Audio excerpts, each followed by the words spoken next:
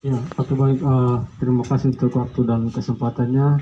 Yang saya hormati Bapak Kadis Kesehatan, teman-teman ketua dari masing-masing organisasi, teman-teman dari media pers, dan teman-teman mahasiswa yang bergabung. Sebelumnya perkenalkan nama saya, nama lengkap Tobias Talu. Saya selaku Ketua Dewan Pimpinan Cabang Gerakan Mahasiswa Nasional Indonesia Cabang Sumba Barat Daya atau Gemini, begitu. Seperti yang sudah disampaikan oleh teman terdahulu tadi bahwa hari ini kami Cipayung Sumba Barat Daya krisis kepercayaan terhadap terhadap tim Satgas Kabupaten SBD. Kenapa kami mengatakan hal demikian? Karena kami melihat bahwa proses penanganan atau proses pelaksanaan beberapa kegiatan di tengah-tengah masyarakat itu tidak berjalan efektif. Ya. Yang perlu saya sampaikan juga bahwa harus ada ketegasan dari tim Satgas. Salah satu contoh bahwa pemberlakuan PPKM itu seharusnya itu diberlakukan secara merata, bukan sepihak, begitu. Jangan proses PPKM ini diberlakukan bagi masyarakat yang mungkin notabene tidak sekolah atau tidak bisa atau tidak tahu apa-apa tentang COVID-19, sedangkan tidak berlakukan bagi orang-orang yang notabene-nya berada, begitu. Nah, ini kan sudah ada kenjagalan di sini Bapak Kadis, sehingga PPKM-nya itu bisa berjalan, terutama juga bagi dunia pendidikan Pak Kadis.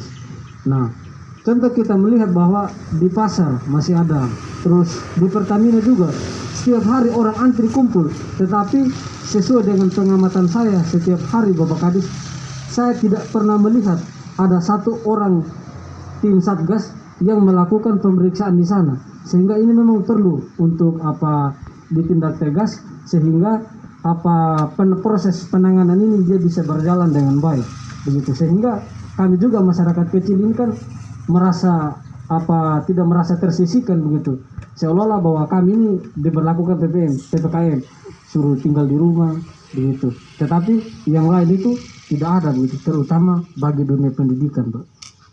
Ini bagaimana kita mau bilang mencerdaskan anak bangsa, sedangkan mereka sekolah saja tidak ada, begitu. Mereka hanya datang, terima tugas, terus pulang.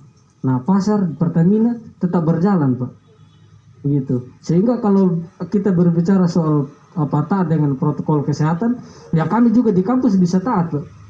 Kami juga bisa masuk sip-sipan, kami juga bisa pakai masker, cuci tangan, jaga jarak di kelas. Tetapi kenapa kami harus disisihkan, begitu?